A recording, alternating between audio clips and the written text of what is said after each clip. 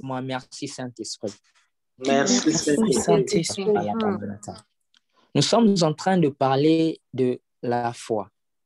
Nous sommes en train de parler de la foi. Et la foi, c'est, comme je l'ai introduit l'autre fois, la foi, c'est comme le dit le livre des Hébreux 11, 1, que la foi est une ferme assurance des choses qu'on espère, une démonstration de celles qu'on ne voit pas.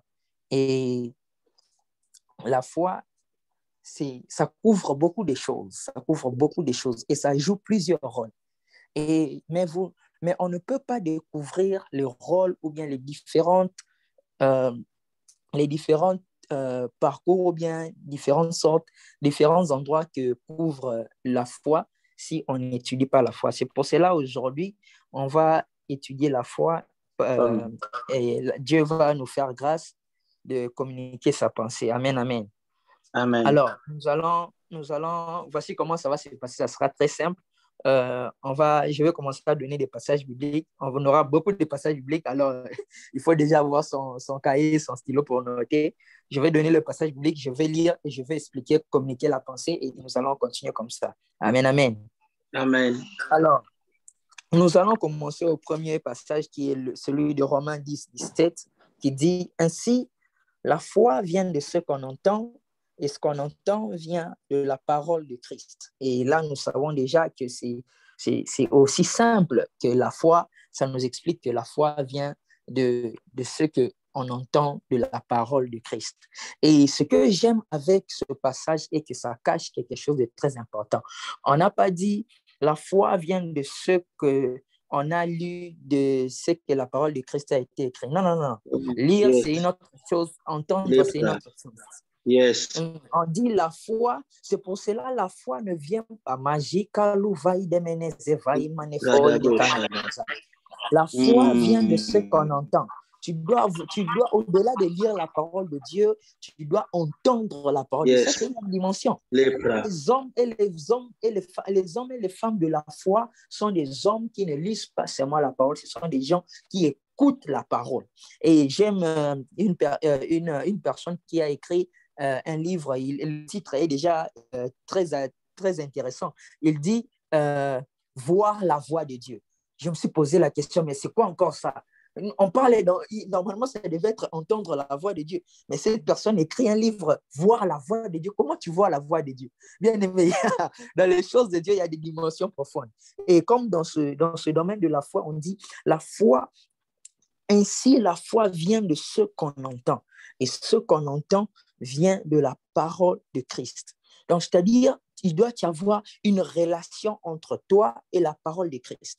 S'il n'y a pas cette relation-là, il te sera difficile d'avoir la foi. C'est pour cela que vous verrez plusieurs personnes n'ouvrent leur Bible que lorsqu'ils sont à l'église, lorsqu'ils sont dans des problèmes, lorsqu'ils sont dans ceci, dans cela. Écoutez, tu ne vaincras pas la tentation du désert dans la guerre de il est écrit et il est aussi écrit si tu n'as pas de relation avec la parole de Dieu. Crois-moi, un soldat qui ne sait pas se préparer avant la guerre il va avoir des défaites quand il sera à la guerre. Parce que quand c'est le moment de se battre, tu n'as pas le moment de faire des entraînements. C'est lorsque nous avons le temps, s'il vous plaît, investissons notre temps dans la parole de Dieu. Mangeons la parole de Dieu, écoutons la parole de Dieu. Au-delà de lire, qu'est-ce que Dieu te dit? Au-delà de lire, qu'est-ce que Dieu te dit? Il faut savoir établir cette relation avec la parole de Dieu. Nous devons entendre. Parce que la Bible est comme le buisson ardent. Mais vous savez, avec moi, le buisson ardent n'est pas seulement quelque chose de spectaculaire. Si tu vois seulement le buisson du niveau spectaculaire, tu rateras la voie. Au-delà du spectacle, il y a la voie qui est cachée. Au-delà de la Bible, des écrits qui sont là, il y a la voix de Dieu qui est cachée. Remarquez bien, on a dit ce n'est pas un livre de Dieu. Non, non, non. C'est la parole de Dieu. Comment tu lis la parole sans entendre la voix de la parole?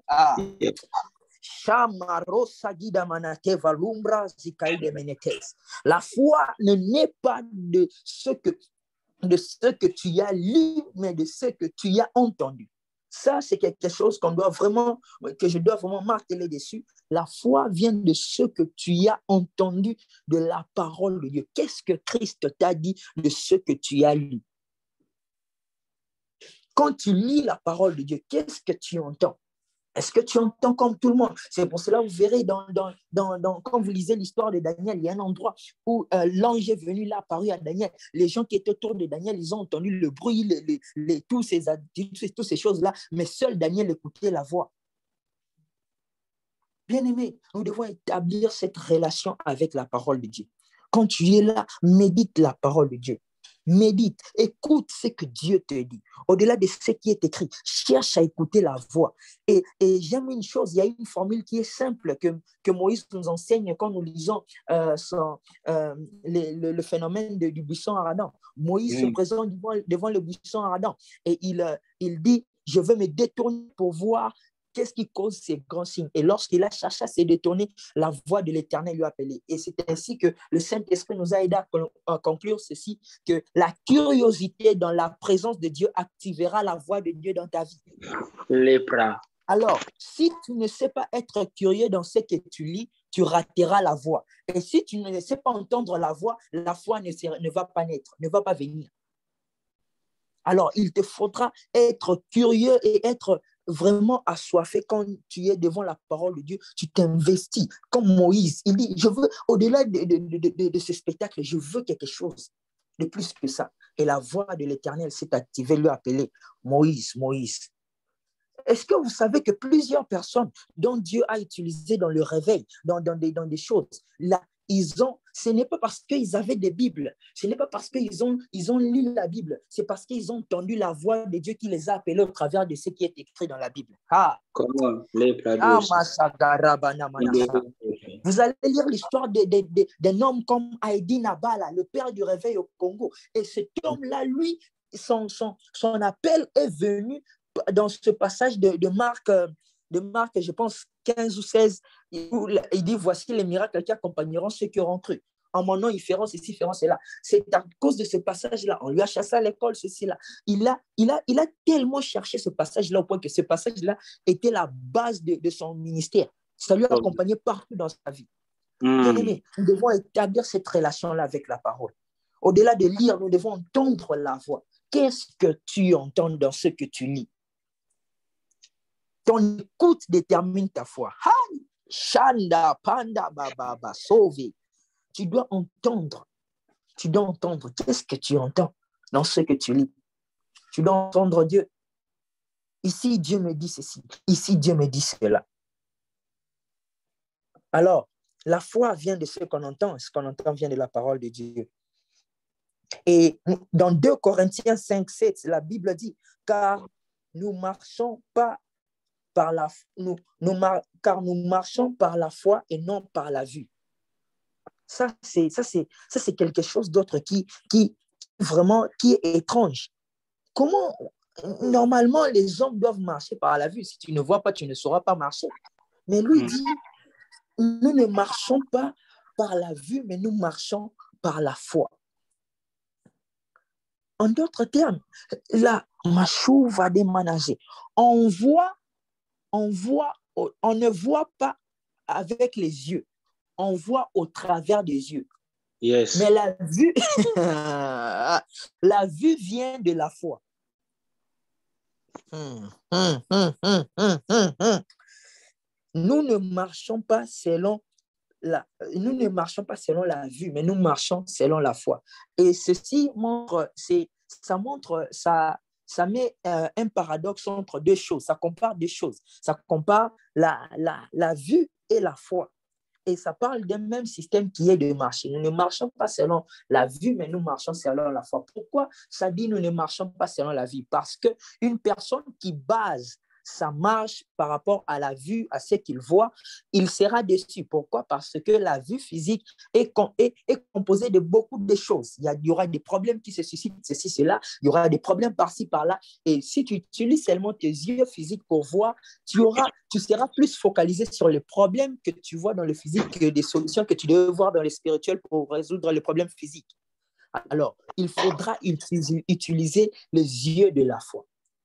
Il faudra utiliser les yeux de la foi. Il faudra marcher selon la foi. Et n'oublions pas, Romain nous a dit que la foi vient de ce qu'on entend. La foi t'aide même dans ta marche. Yes. Dans ta marche. Tu peux aller dans des endroits là où, c'est pour cela, vous verrez d'autres personnes, ils ont pris les transports et la voiture a fait un accident. Mais cette personne-là, il avait tellement foi qu'il a dit, moi, je ne veux pas mourir. Alléluia. Et la personne n'est pas morte, il est le seul qui est sorti vivant. Et quand tu regardes l'état de la voiture, tu demandes à la personne, mais comment tu es sorti vivant sans gratinure d'un tel accident? Il te dit, c'est la foi. C'est juste la foi. On raconte l'histoire d'un homme de Dieu. Il était dans un hôtel et l'hôtel a pris feu. Et tout le monde était en train de sortir avec les pyjamas, en train de courir pour sortir rapidement, c'est cela. Et l'homme de Dieu, lui, prenait son temps. Il prenait son temps, il se change, il porte la veste. On dit, monsieur, il faut partir. Il dit, oh non, le feu va te brûler. Il dit, non, non, non, le feu ne peut pas me brûler. Le feu ne peut pas me brûler. Le feu ne peut pas me brûler. Je suis l'enfant de Dieu. Le feu ne peut pas me brûler. Le feu va attendre. Il s'est changé, il a pris son temps et il est sorti le dernier. Les sapeurs-pompiers l'ont regardé, ils l'ont dit, ah, monsieur, attends, il n'arrivait pas à comprendre comment il est sorti d'un tel feu. Mais c'est la foi. C'est la foi. C'est la foi. On dit, oh, ne prends pas le chemin-là. Les gens qui ont pris ce chemin-là, ils ont échoué. Ne prends pas cette voie-là. Ils vont échouer. Toi, tu dis, moi, je ne marche pas selon la vue. Je marche selon la foi. Et tu marches, tu entres dans le chemin là où les gens ont échoué, toi tu réussis. Pourquoi? Parce que tu n'as pas marché dans ce chemin-là avec les méthodes physiques, tu as marché avec les méthodes spirituelles au travers de la foi. Amen. Alors la foi doit même t'aider dans ta marche. Dans ta marche ainsi que même dans tes démarches. Dans les démarches que tu fais, tu dois avoir la foi.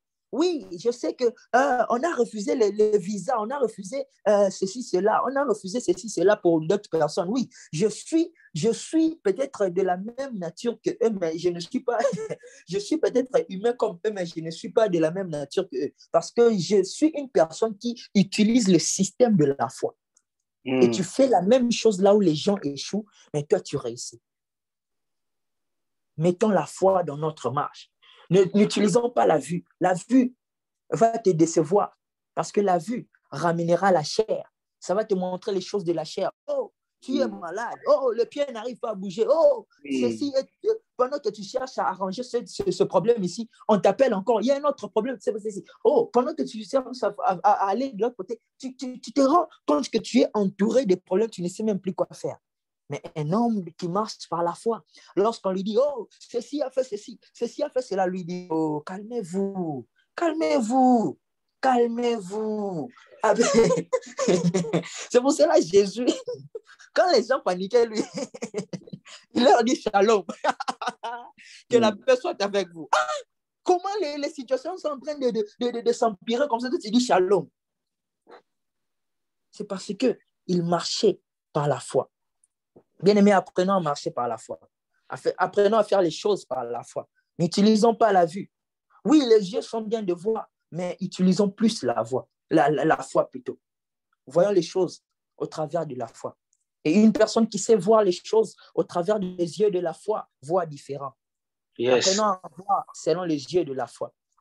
Lorsque tout le monde voit un Goliath qui est un géant, toi tu verras quelqu'un qui est déjà mort. Tu verras quelqu'un d'autre qui a déjà vaincu. Là où les gens voient il a défait, toi tu verras la victoire. Yes. Parce que la foi ne te montre pas les choses selon les perspectives humaines. Ça te montre les choses selon les perspectives célestes. Come on. Nous allons aller dans le prochain, c'est Hébreux 11.1. Hébreux 11.1 dit, la foi est une ferme assurance des choses qu'on espère, une démonstration de celles qu'on ne voit pas. Ça, c'est bizarre. Comment on dit la foi est une ferme assurance des choses qu'on espère? Ok, une démonstration de celles que... Comment tu démontres quelque chose que tu ne vois pas? C'est bizarre. Oui, c'est une ferme assurance. Oui, c'est une ferme assurance. Ce que j'aime, on n'a pas dit que la foi est une assurance. Lisons bien les Écritures. On dit c'est une ferme assurance. On n'a pas mis le mot ferme là seulement parce qu'il faut mettre seulement ferme. Non, non, non, non, non. Ça joue un rôle très important. Plusieurs personnes ils disent, oh, j'ai la foi. Mais ils ont la foi au niveau de l'assurance, comme assurance, mais ce n'est pas une ferme assurance.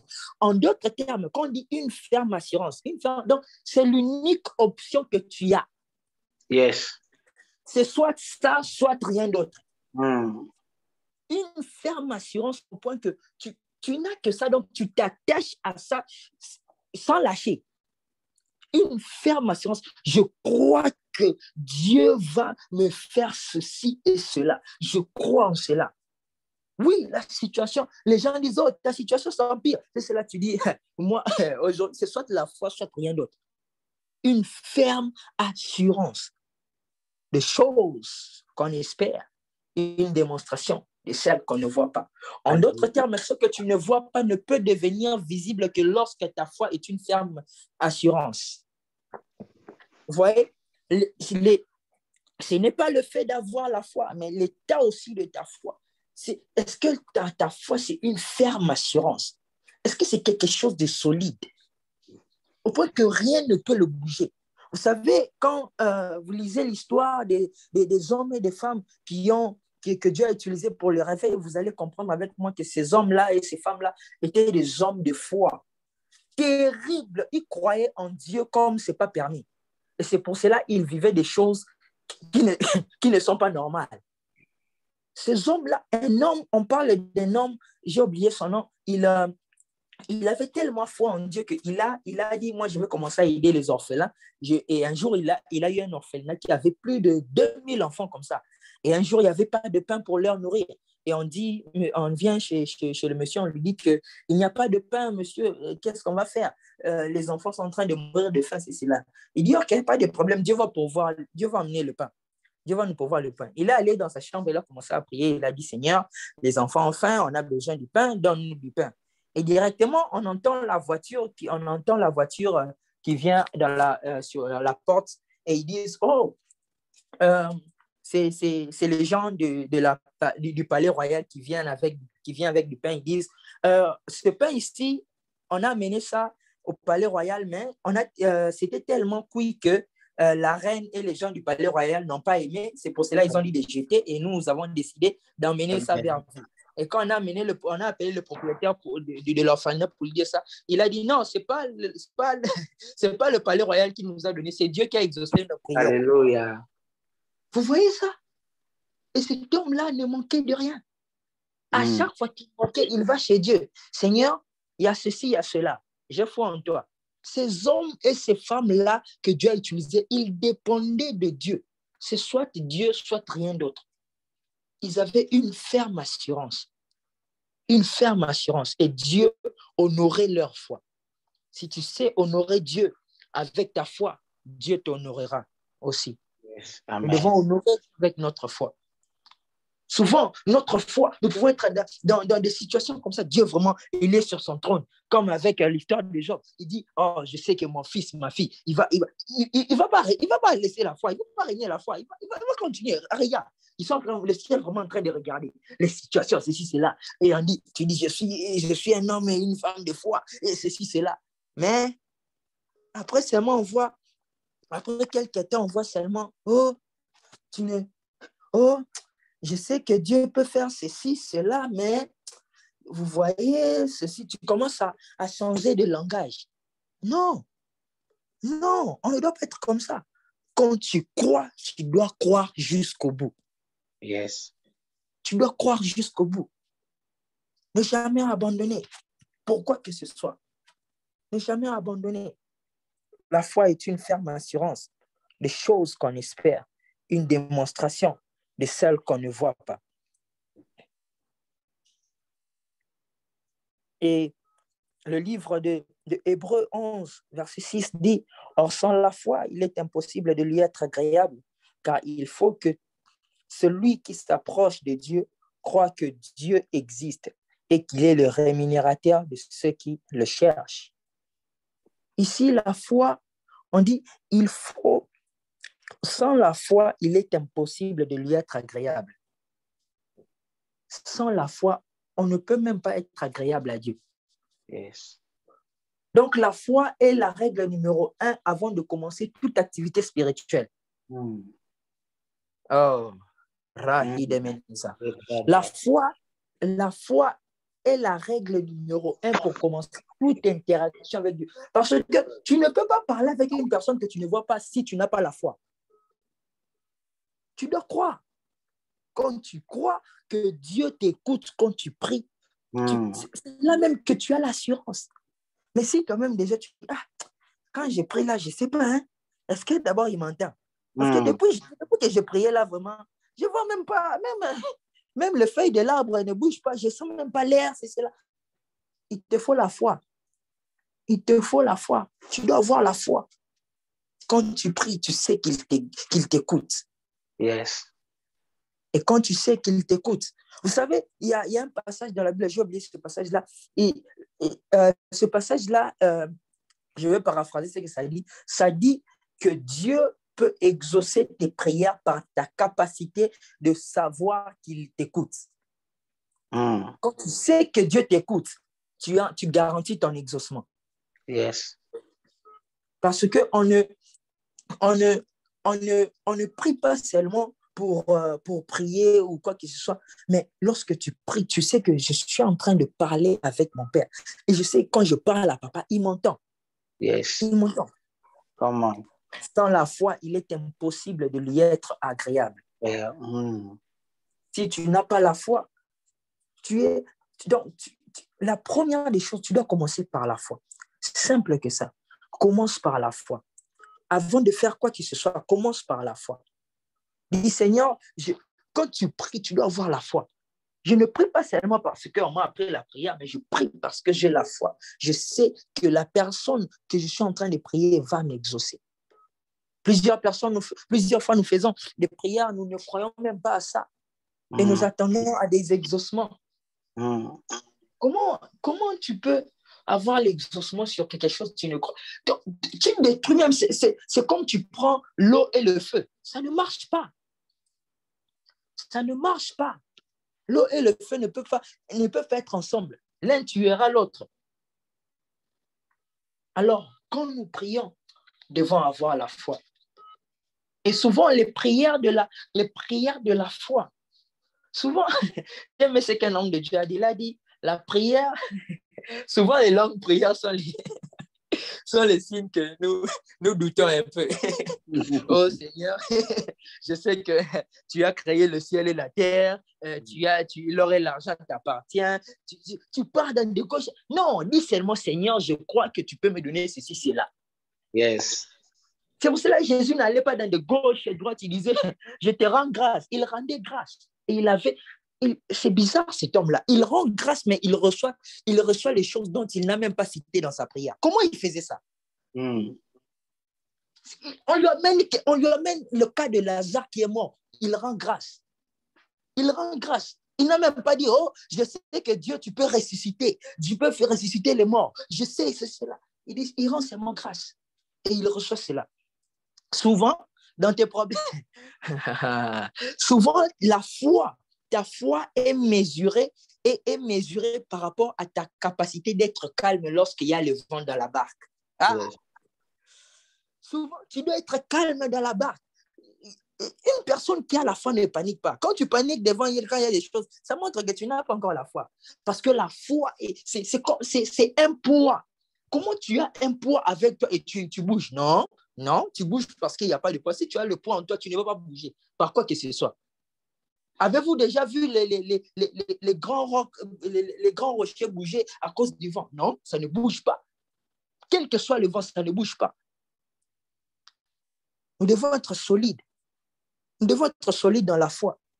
Et non pas, quand il y a des problèmes, tu es bougé. Par quoi que ce soit, tu es bougé, ceci, cela. Tu es bougé. Non. Nous devons avoir la foi. La foi avant toute chose. La foi avant toute chose. Et une personne qui a la foi avant ses prières est une personne qui garantit déjà l'exaucement. Yes. Parce qu'une personne qui a déjà la foi au début ne va pas même s'inquiéter pour ce qu'il va demander parce qu'il sait déjà. C'est pour ça que Jésus dit, je sais que tu m'as toujours exaucé. Il a déjà établi le système d'exaucement. Il n'a plus à s'inquiéter. La foi, c'est avoir la foi avant même ces prières, c'est établir le système de possibilités. Tu viens devant Dieu, tu dis, oh Seigneur, je sais que j'ai besoin d'argent, c'est cela, mais tu dis c'est bon, Seigneur, merci parce que tu m'as donné l'argent. Yes. Seigneur, merci pour la guérison. Ah oui, plusieurs personnes vont dire, oh non, c'est pas possible ça. Comment tu es malade, tu dis que Dieu t'a guéri, c'est du mensonge. Non. Le langage de la foi peut être comme le mensonge, mais ce n'est pas le mensonge. Là, il faut faire les différences parce que plusieurs personnes disent, oh non, tu es malade, tu dis que Dieu t'a guéri. Non. Tu n'es pas seulement dans l'atmosphère des réalités dans laquelle je vis. Tu n'es pas dans l'atmosphère des réalités que je vis. Moi, je suis déjà dans la réalité des gens qui sont guéris, mais toi, tu es encore dans la réalité des gens qui sont malades. Yes. Nous sommes dans des réalités différentes. C'est pour ça que tu ne peux pas comprendre mon langage. Apprenons à avoir un langage de la foi dans n'importe quelle situation.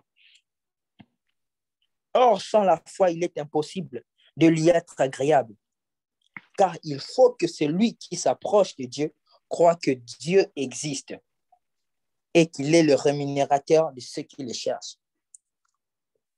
Crois que Dieu existe. La capacité, vous savez, plusieurs personnes ont pris seulement, on dit, oh, j'ai la foi, je sais que Dieu exauce la foi, je sais tout cela. Vous savez, il y a savoir et savoir. Plusieurs personnes ils disent, je sais, mais en réalité, ils ne savent pas. Je sais que Dieu peut exaucer, peut guérir, mais en réalité, ils ne savent pas. C'est parce qu'ils n'ont pas la foi. Une personne qui a la foi, il a une autre connaissance que les autres n'ont pas. Yes. Tu peux être là comme ça. Il n'y a rien à manger, hein? Vraiment. Je sais que Dieu peut pourvoir. Non, tu dis, Dieu va exaucer maintenant là. La nourriture va venir. Et tu vois seulement quelqu'un t'appelle, quelqu'un dit, oh, j'étais en train de passer au marché, j'ai acheté des marchandises ici, mais j'avais oublié que j'avais déjà fait, mon frigo est déjà plein. Est-ce que je peux venir chez toi pour te déposer cette nourriture? Et tu vois seulement la personne vient te déposer la nourriture. Bien-aimés, nous devons être les hommes et les femmes de la foi. La foi doit nous accompagner. Ça doit être notre style de vie. Yes. Nous devons croire à tout sauf rien. Parce que le Dieu que nous savons est un Dieu de possibilités. Est un Dieu de possibilités. Et j'aime un passage biblique qui parle, Jésus dit quelque chose dans Matthieu 21, verset 22. Il dit, tout ce que vous demanderez avec foi par la prière, vous le recevrez. Je l'ai dit avec l'autre passage. Remarquez bien ici, Jésus dit, il n'a pas dit tout ce que vous allez demander par la prière, vous le recevrez. Il a dit d'abord tout ce que vous demanderez, premièrement par la foi, et deuxièmement par la prière, troisièmement l'exaucement viendra. Vous voyez comment Dieu il établit les systèmes spirituels. Premièrement, la foi, deuxièmement, la prière, et troisièmement, l'exaucement. Simple que ça. Simple. Premièrement, la foi. Avant toute chose, la foi. Oh Seigneur, je ne sais pas parler, je n'ai pas peut-être les choses qu'on demande pour ce travail-là, mais je crois que j'aurai ce poste-là. Et je dis, je pars par la foi. Et tu vas seulement aller au travail comme un jour normal. Tu fais ton travail et directement ton supérieur est en train de passer. Il dit, mais celui-là, il travaille bien. Est-ce que l'autre poste-là, est-ce qu'on peut même l'aider d'abord, lui donner un entraînement pour ce poste ici? Et par cet entraînement-là, directement, on te qualifie. Bien-aimés, soyons des hommes et des femmes de la foi. La foi dans toutes choses. Si tu veux vivre la folie de Dieu, tu dois avoir la foi de la folie. Yes. Parce que quand tu as la foi de la folie, tu vas faire des choses que les gens vont dire, non, cet homme-là, non, celle-là, c'est la folie.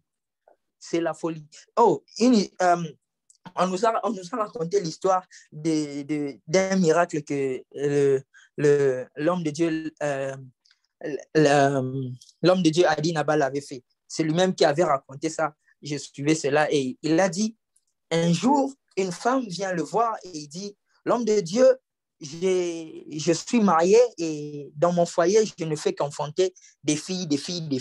Et j'ai déjà 2 filles et mon mari s'est fâché. Il a dit, si j'enfante encore une fille, c'est le divorce. Il va me chasser de sa maison et c'est fini entre moi et lui. Et la femme était déjà en train de trembler. Il dit, homme de Dieu, aide-moi. My God. Oh, ça c'est l'un des témoignages. Ça c'est l'un des témoignages. Quand je pense à ça, Jésus, oh my God. Et l'homme de Dieu dit à la femme, il dit à la femme, tu vas enfanter un garçon. Tu vas enfanter un garçon. Et après quelques temps, la femme revient enceinte et tombe enceinte. Elle va à l'hôpital. Et bien heureusement, pour ne pas dire malheureusement, la femme enfante une fille. La femme enfante une fille. Oh mon Dieu. Les gens peuvent dire quel scandale. Mais ces choses-là, c'était quelque chose de bien. Et la femme, elle était très sage. Quand elle est sortie de l'hôpital, elle n'est pas allée directement chez elle à la maison. Elle est allée chez l'homme de Dieu. Elle est venue. Papa a dit là-bas, là, regardez la situation. L'enfant est une fille. Moi, c'est fini. Elle était en train de pleurer. Et papa a dit là-bas, donnez-moi l'enfant. Il a pris l'enfant.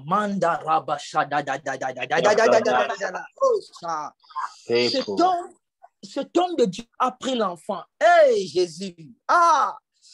Il a soulevé l'enfant en haut. Oh my God. Oh Seigneur, ces hommes sont bizarres.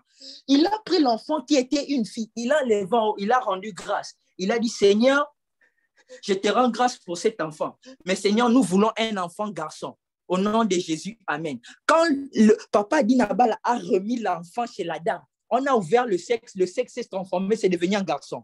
Wow. Jando parasika attendez, quelle science va t'expliquer ça? Quelle science va expliquer? Si ce n'est pas la foi, c'est inexplicable, incompréhensible. Tu ne peux pas comprendre ça. C'est la foi. L'homme de Dieu n'a pas paniqué. Il a soulevé. Comme Jésus avait rendu grâce avec le pain comme ça. Non. Il a rendu grâce. Et quand il a remis, l'enfant, le sexe s'est changé d'une fille à un garçon. Bien-aimé, la foi.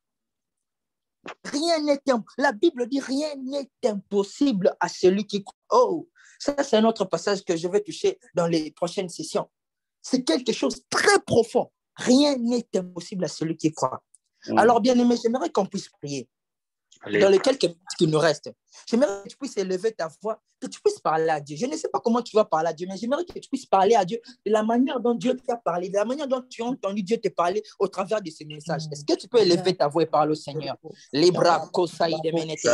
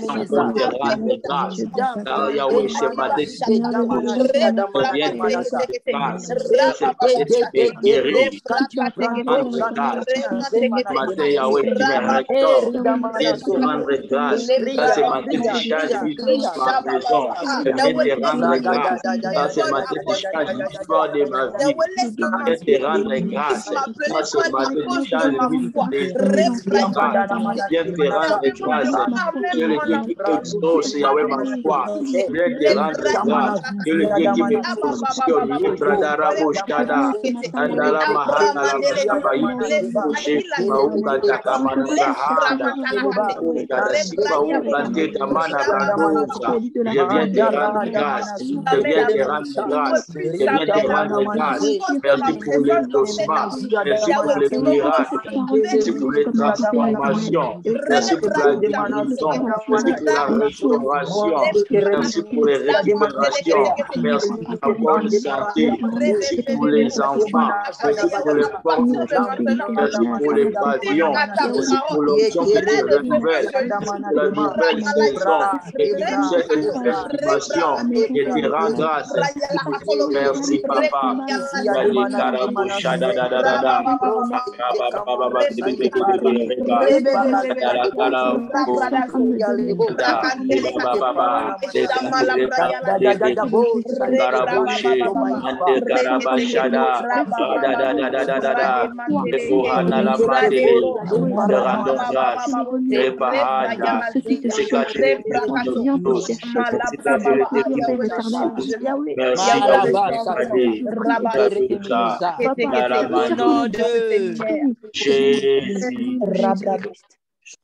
Amen, amen, amen. Amen. Merci beaucoup, peuple de Dieu. Que Dieu vous bénisse. Et je remets la parole au pasteur Desmond. Merci beaucoup. Que Dieu vous bénisse. Alléluia, alléluia. Amen. Wow. Wow. Alléluia, c'est tellement merveilleux. Vous savez, la